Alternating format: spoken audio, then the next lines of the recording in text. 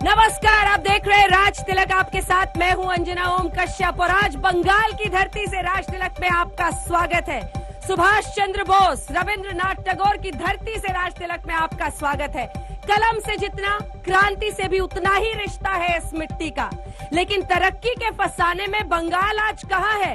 एक तरफ ममता दीदी कहती हैं खेला होबे, प्रधानमंत्री नरेंद्र मोदी कहते हैं खेला शेष होबे। क्या होगा ये पूछेंगे कोलकाता की जनता से। तालियों के साथ स्वागत कोलकाता की जनता का। शाम के इस पहर में ये सभी लोग पहुंचे हैं यहाँ पर शो में हिस्सा लेने के लिए और अब आपका परिचय उन खास मेहमानों से करा देते हैं जो हमारे साथ इस पूरी चर्चा में शामिल होंगे। डॉक्टर संबित पात्रा, राष्ट्रीय प्रवक्ता भारतीय जनता पार्टी के हमारे साथ चर्चा में शामिल हो रहे हैं। तालियों के साथ उनका स्वागत कीजिए। हमारे साथ विवेक गुप्ता जी, प्रवक्ता टीएमसी के शामिल हो रहे हैं। तालियों के साथ इनका स्वागत कीजिए। फुआद हलीम साहब, नेता सीपीआईएम के हमारे साथ चर्चा में शामिल होंगे। तालियां बजाइए। और फिर कमरू जमाल चौधरी जी जो कि प्रवक्ता है पश्चिम बंगाल कांग्रेस के, वो हमारे साथ चर्चा में शामिल होंगे। जोश है या नहीं है कोलकाता के लोगों में? जोश है ना? सवाल पूछेंगे, अपने मुद्दों को उठाएंगे, ये आपका मंच है। लेकिन उससे पहले जल्दी से एक ग्राउंड रिपोर्ट आपको कोलकाता की मेरी दिखा देते हैं और उसके बाद चर्चा की शुरुआत होगी। सभी को इनके सवालों का करना होगा सामना। देखिए,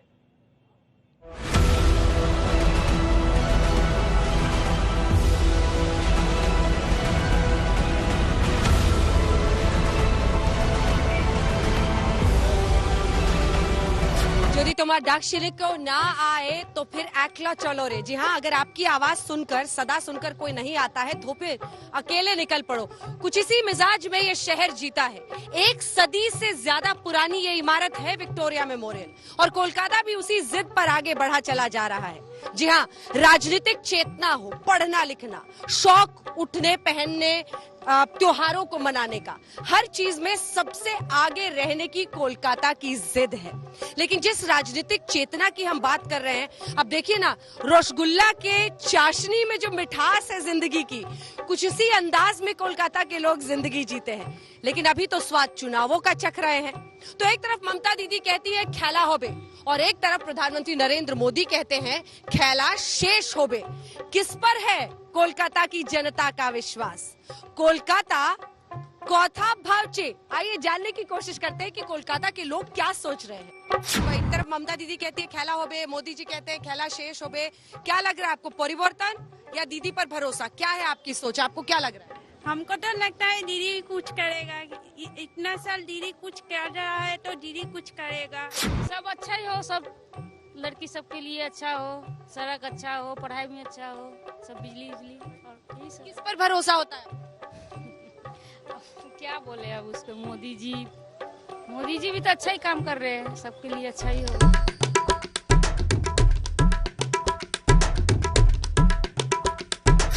कोलकाता शहर के कई रंग कई चाल। जी हाँ, एक ये येलो टैक्सी हजार यहाँ पर चलती हैं। क्या सोचते हैं? ऐसे ही कुछ लोग यहाँ पर जो ड्राइव करते हैं, ड्राइवर्स यहाँ पर मौजूद हैं, उनसे बात करते हैं। चुनाव पर पूरी चर्चा खूब हो रही है। आप लोग जब एक साथ बैठते हैं क्या बात करते हैं? इलेक्शन में क्या होगा? सर हम लोग देखिए, एक्चुअली क्या है सर कि हम लोग पॉलिटिक्स में नहीं है सर।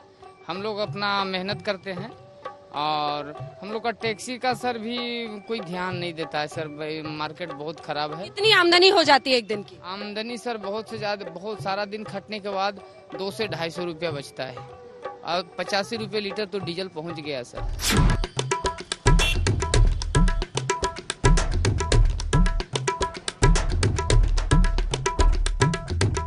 सोनार बांग्ला में अगर रसगुल्ले की, सौंदेश की मिठास ना घुल जाए तो फिर क्या कहना।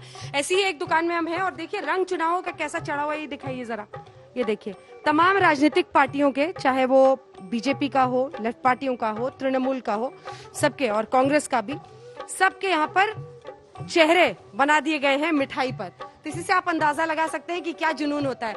ये आप ही की दुकान है, ये जो आपने मिठाई पर भी पार्टी का साइन बना दिया है, इतना अच्छा हुआ है क्या चुनाव?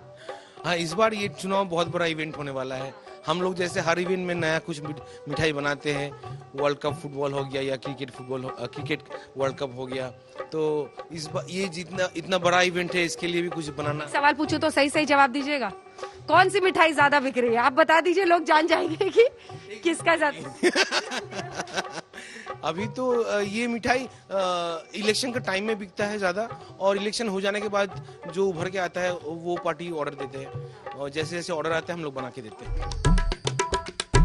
भवानीपुर की गलियों में हमें अभी तक ममता दीदी चुनाव यहीं से लड़ती थी, बात करबे नेटर, तो अब वो यहाँ से नहीं नंदीग्राम चली गई, क्यों, क्या लगता है? আমি কি করব উনি ভালো, আমাদের তো অনেক করেছে এখানের জন্য। पुरानी ऐतिहासिक चीजें देखनी है तो कोलकाता में ये ट्राम की सवारी आपको कराते हैं। जी हाँ, लगभग 1 सदी पुरानी, लेकिन आज भी कोलकाता की सड़कों पर कुछ इस तरह से पटरियां बिछी हुई हैं, और ये देखिए ट्राम से लोग अभी भी सवारी करते हैं। आइए इसी की सवारी करते हैं। फर्स्ट टाइम वोटर्स है और हम लोग को लगता है अगर कोई पार्टी अच्छा कर सकता है तो वो संयुक्त मोर्चा है। वहाँ पे लेफ्ट के कैंडिडेट्स और लेफ्ट ने एकदम नया एसएफआई के पढ़े हुए लोगों को एकदम लाए, एकदम नया मूव लाया है, तो हमको लगता है संयुक्त मोर्चा को ही वोट देनी चाहिए, और लेफ्ट ही है जो कुछ नया ला सकता है। एक्चुअली बंगाल का सरकार बदलना चाहिए। पुराने मिजाज का शहर है, लेकिन बदलाव के संकेत भी दे रहा है, और एक जबरदस्त चुनावी घमासान और टक्कर का भी। तो ग्राउंड रिपोर्ट तो आपने देख ली है, अब आइए आपको लिए चलते हैं राज तिलक के मंच पर। चर्चा की शुरुआत करते हैं, और राज तिलक के मंच पर अब नेता मौजूद हैं और ये जनता उनसे सवाल दागेगी, लेकिन मैं सवालों की शुरुआत एक बार कर देती हूँ डॉक्टर संबित पात्रा आपके साथ, क्योंकि आपकी पार्टी ने पूरी ताकत झोंक दी है। विवेक गुप्ता जी उनकी पार्टी की नींद खराब कर दी है, सारे के सारे यहीं कोलकाता में बसे रहते हैं, हमें पता नहीं था कि आज आप भी यहीं पर हैं। सवाल ये है कि ये जो बाहरी वाला टैग लगाया जा रहा है, जो कह रहे हैं कि गुजराती आए और उन्होंने यहाँ पर मैनिफेस्टो जारी कर दिया, इसको कैसे धोइएगा? देखिए अंजना जी, पहले तो मेरे लिए बड़ा सौभाग्य का विषय है कि मैं कलकत्ता शहर में हूँ, बंगाल में हूँ। मैं बंगाल की जनता को नमन करता हूँ, और जो ओपनिंग स्टेटमेंट है मैं गैर राजनीतिक रखना चाहूंगा। मैं जगन्नाथपुरी से आता हूँ, पूरी धाम से आता हूँ, और आप सब जानते हैं कि जगन्नाथपुरी मंदिर की जो अधिष्ठात्री देवी हैं वो माँ बिमला देवी हैं। हम सब की अधिष्ठात्री देवी माँ बिमला देवी हैं, और आज मैं चंडी पाठ के कुछ पंक्तियों से माँ दुर्गा को याद करते हुए ये डिबेट शुरू करना चाहूंगा आपके अनुमति से।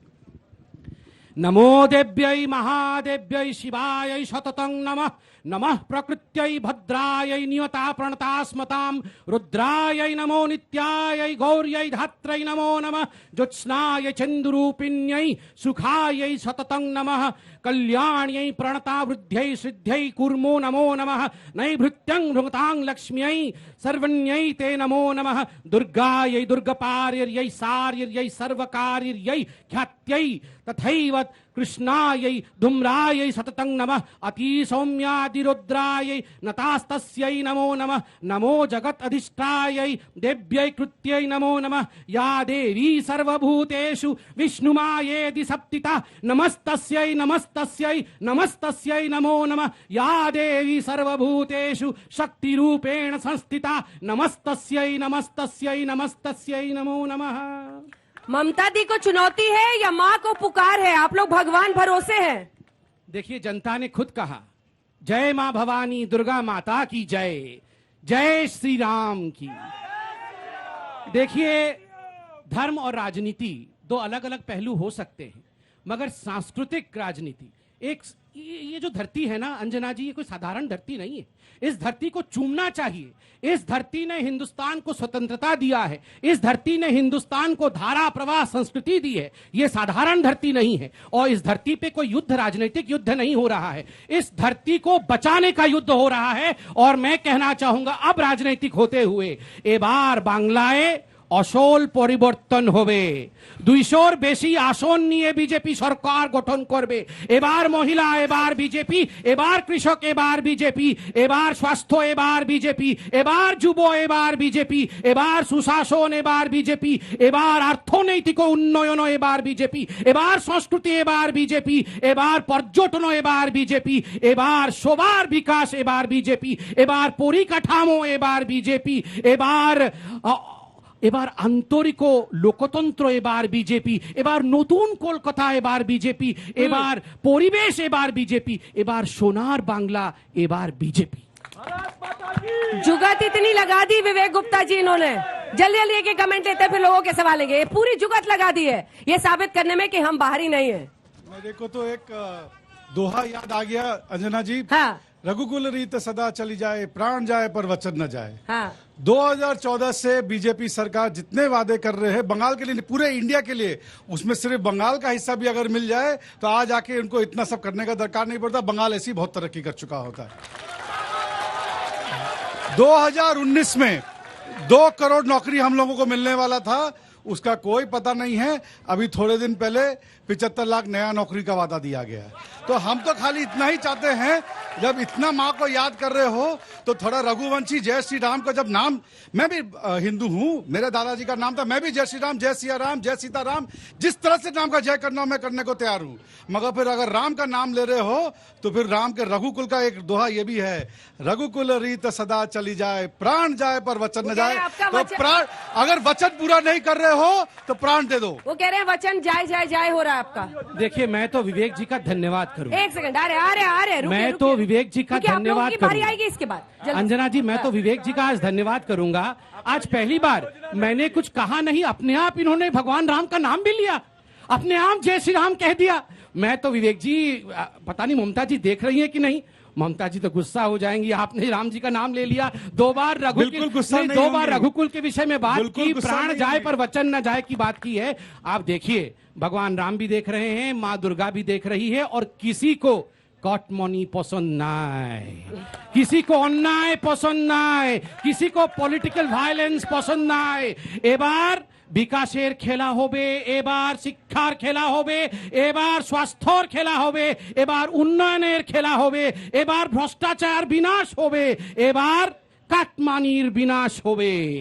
फुआद अलीम साहब, आप एक सेकंड, आप लोग का खेल तो नहीं हो गया? विवेक जी आपका गिर गया। देखिए मैं पहली बात ये कह दूं कि हमारा जी, आप बोलिए जो लोग झूठ बोलते हैं, हाँ। झूठ का पिटारा खोलते हैं, उनका पैंट खुलकर गिर जाता है, ये है हकीकत। तो मैं एक बहुत अहम बात कहने वाला हूँ, वो ये है हाँ। कि आप अगर भगवान जगन्नाथ का रथ अगर फॉलो करते हैं तो हाँ। याद रखिएगा कि वो भक्त सालोबेगा का मजार का सामने जाकर के खड़ा होता है, रुकता है। भक्त सालोबेग एक मुसलमान परिवार में जन्म हो करके पोथी में लिखा हुआ है मंदिर में लॉर्ड जगन्नाथ के कि उनसे ज्यादा भक्ति किसी का नहीं था। हमारा हिंदुस्तान एक सांप्रदायिक संप्रति का जगह है, ये सिर्फ एक मजहब का मामला नहीं है। हिंदुस्तान के आजादी की लड़ाई से कबल 300, 400, 1000 साल पहले तमाम मजहब के लोग एक साथ यहाँ पर रखे। बुनियादी बात में आइए, ममता बनर्जी, ममता बनर्जी चोरों की अगर रानी है तो नरेंद्र मोदी डाकुओं का सरदार है, ये बात याद रखिए। और नौकरी का वादा देने आए हैं, नौकरी का वादा देने आए हैं 2 करोड़ सालाना नौकरी देने का वादा किए थे नरेंद्र मोदी जी। किसको मिला यहाँ पर नौकरी? किसी को नहीं मिला। और 15 लाख ने वादा किया था, 15 लाख के बारे में भी पूछ लीजिए। 2 करोड़ नौकरी हो गया, किसी को मिला नौकरी? जवाब, क्योंकि महंगाई का आलम है। सुनिए आपके प्रोग्राम में मैंने इसीलिए मोदी साहब को डाकू कहा कि आवास योजना का जो चित्र निकला था, मोदी साहब खड़े हैं, एक महिला खड़ी है, वो महिला 500 रुपया भाड़ा देती है, बहु बाजार में रहती है, उसको आवास में घर नहीं मिला, झूठों का राजा है। पीएम आवास योजना पर सवाल। देखिए पहली बात तो है अंजना जी, आपने देखा होगा, अरे 2000 एक सेकंड फोटो लगाया कि नहीं लगाया? भाई चिल्ला के नहीं, आराम से, चिल्ला के नहीं, आराम से, नो वायलेंस, नो वायलेंस। आदमी का साथ अंजना जी पहले तबियत खराब हो जाएगी, इनको पानी वाली दीजिए, जल दाओ कि बाबा ताड़ाताड़ी जल दाओ। ये देखिए इतना बड़ा झूठ, एखाने जल, आराम से गला खराब हो जाएगा, जल पियो, जल खाओ, अरे झूठे हो कि नहीं? जल खाओ, अंजना जी पीएम आवास योजना सुनिए, अंजना जी इन्होंने अभी मोदी जी को डाकू कहा। 2000 आप याद करिए, 2019 में राहुल गांधी ने चोर कहा था। क्या हुआ था राहुल गांधी का आपने देखा था। ये गाली गलौज की राजनीति से कुछ नहीं होने वाली है। ये दोनों न 3 में न 13 में। मैं पूछता हूँ डाकू नंबर 1 राहुल गांधी कब आएगा? कब आएगा बंगाल? ये राहुल गांधी कब आएगा बंगाल? ये तो बताइए। कब आएगा राहुल गांधी? बताइए ना, कब आएगा? कब आएगा? इसका जवाब कहाँ है? राहुल कहाँ है? राहुल जल्दी आओ। कहाँ है? एक बार शांत होकर संबित जी, एक बार शांत होकर सुन लीजिए। महाभारत में आपने अरे क्या हो गया? राहुल गांधी यहाँ पे राहुल गांधी कब आएगा? एक बात बताइए, दोनों एक साथ बोलेगा।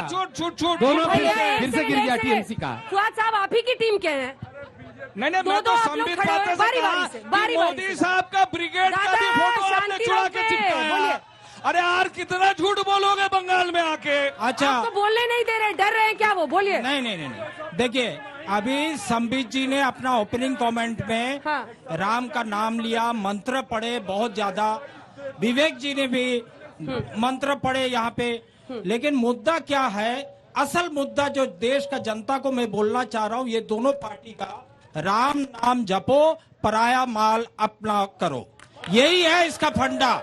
देखिए, इसका वजह क्या है? आज संबित जी जिस प्रतिनिधि कर रहे हैं, उन्हीं का एमपी सुब्रमण्यम स्वामी जब बोलते हैं कि नेपाल श्रीलंका में तेल का दाम गिरा हुआ है, लेकिन फिर भी भारत में तेल के लिए कोई आवाज तक नहीं उठने दे रहे हैं इन लोग। दूसरी बात यह है, आज देखिए बंगाल में अनएम्प्लॉयमेंट रेट 2016 में 4.5% था, आज वो 17.5% हो चुका है। आज यहाँ पे ह्यूमन डेवलपमेंट इंडेक्स, जिसका टोटल मापदंड यहाँ पे बंगाल 28वें स्थान पे रहे, पूरा हिंदुस्तान 131 नंबर स्थान पे है। इसका वजह कौन है? सेंटर में तो मोदी सरकार चला रहे, बहुत लंबा लंबा भाषण दे रहे, बंगाल में राहुल गांधी क्यों नहीं आ रहे, इसका सवाल पूछ रहे संबित जी। लेकिन राहुल गांधी जो सवाल उठा रहे, उसका एक भी जवाब क्या मोदी जी दिए? 7 सालों में एक भी प्रेस कॉन्फ्रेंस किए नहीं किए। इसका वजह क्या है? दूसरी बात, आज पूरा हिंदुस्तान में जिस तरह से लॉकडाउन में 2 लाख 2.5 लाख कंपनियां बंद हो गई, बंगाल में 67,000 कंपनी बंद हो गई। ये अंजना जी, आज जिस जगह में खड़े हो, ठीक है, हजारों बस यहाँ पे आती है। लोगों के सवाल लेने हैं। संबित जी, सबका जवाब दीजिए, 2 लाइन का जवाब, क्योंकि लोगों के सवाल लेने। देखिए, मैं 2 लाइन में जवाब देता हूं। पहली बात तो है, इन्होंने कहा और भाई साहब ने भी कहा, फुआद जी ने, कि साड़ो बेग, सलीम बेग जो था वो जगन्नाथ जी के सबसे बड़े भक्त थे। बिल्कुल सही बात, मगर दोनों आप भी मंत्र पढ़िए, आप भी भक्त बन जाइए राम के, हमने मना कहाँ किया है? दूसरी बात, एक बार मैं जनता से पूछना चाहता हूँ, ये पराया माल लूटने वाला काम सबसे ज्यादा गांधी परिवार ने किया है। पराया माल लूटना, पराया माल लूटने का काम सबसे ज्यादा गांधी परिवार ने किया। शोले फिल्म, सर एक सेकंड, शोले फिल्म, ये जय और वीरू और इनकी मौसी, ये तीनों मिलकर सोच रहे हैं कि मोदी जी को हरा देंगे। नहीं हो सकता है, नहीं हो सकता है, लास्ट में हारेगा। सवाल सुनिए, अब सवाल सुनिए। 1967 से बंगाल में पॉलिटिकल किलिंग्स और वायलेंस हो रहा है, ये कब स्टॉप होगा? मेरा सीधा सवाल हर पार्टी से। ठीक है, इस बार पॉलिटिकल एक लेंगे, 2-4 सवाल ले लेते हैं। आप बोलिए। 33% रिजर्वेशन वगैरह जो महिलाओं के लिए, आपको उम्मीद है कि कुछ बदलेगा? हाँ, जरूर बदलेगा। सवाल पूछे। हाँ, एक्चुअली हम लोग यही चाहते हैं कि ऐसा एक सरकार बने जिसमें कोई भेदाभेद ना हो, महिलाओं के और लोगों के बीच भेदाभेद ना हो, ऊंच नीच का भेदाभेद ना हो। ऐसा सरकार हम लोगों को मिलेगा क्या? आप लोग सवाल पूछेंगे यहाँ पर? बंगाल में ब्रेन ड्रेन का बहुत एक प्रचार देखा गया है, तो वो कब बंद होगा? यहाँ इंडस्ट्री कब होगा? स्टूडेंट्स को कब मिलेगा? यहाँ दूसरे राज्यों में जाना पड़ता है नौकरी के। मेरा सवाल ये है कि एनवायरमेंटल इम्पैक्ट जो है, गंगा रिवर जो है, यहाँ पे हुगली रिवर है, वहाँ पे इतना पोल्यूशन है, कचरा फेंका जाता है, सब कुछ फेंका जाता है, ये सब एनवायरमेंटल इम्पैक्ट पोज करता है। ठीक है, आप पूछिए। जी, मैं सवाल फुआद हलीम जी से पूछना चाहता हूँ। इनका एक बिजनेस मॉडल था जहाँ पे एक इंडस्ट्री लगाएगा और सबको समान अधिकार होगा। वैसा एक भी इंडस्ट्री आज तक पश्चिम बंगाल में 34 साल के शासन में दिखाई नहीं दिया। थोड़ा बता सकते हैं कहाँ पे देख सकते हैं? ठीक है, आपका सवाल जल्दी से। आप तो हमेशा शो पे भी आते हैं। सवाल मेरा संबित पात्रा जी से है। आप लोग सिर्फ सांप्रदायिकता का शासन करेंगे या कुछ पॉलिसी के बारे में भी आप कुछ प्रचार करेंगे? आप लोग तो ये प्रचार कर रहे हैं कि कौन सबसे बड़ा भक्त है, कौन सबसे बड़ा राम भक्त है। यहाँ पे जनता को कोई भी थोड़ा सा भी ढेला भर का इंटरेस्ट नहीं है कौन बड़ा राम भक्त है, उनको इंटरेस्ट है आप 4 साल में प्रधानमंत्री आवास योजना में 12% काम हुआ है, बाकी काम कब होगा? और 2 करोड़ नौकरी जो हम लोग को मिलने वाला था, 15 लाख रुपए जो मिलने वाला था वो कहा गया, और गैस का दाम इतना क्यों? जल्दी से अब हमें शो का अंत करना होगा। संबित जी 2 लाइन में खाली जवाब दीजिए, फिर एक गाने के साथ अंत कर देंगे। जल्दी से। देखिए, पहली बात तो है कि मैं सायरा शाह हलीम जी को कहना चाहूंगा, ऐसा नहीं है कि लोगों को राम के नाम से और दुर्गा जी के नाम से मतलब नहीं है। और जहां तक पॉलिसी का विषय है, मैं आपको ये गिफ्ट करूंगा, इसमें सारे पॉलिसी लिखे हुए हैं, आप भी देख सकते हैं। सोनार बंगला का पॉलिसी। ठीक है दादा जो आपने गाना बनाया वो बजा के उसके साथ अंत करते हैं। जल्दी से। हेलो, गाइए। मैना रे मैना सुख मैना कहा रे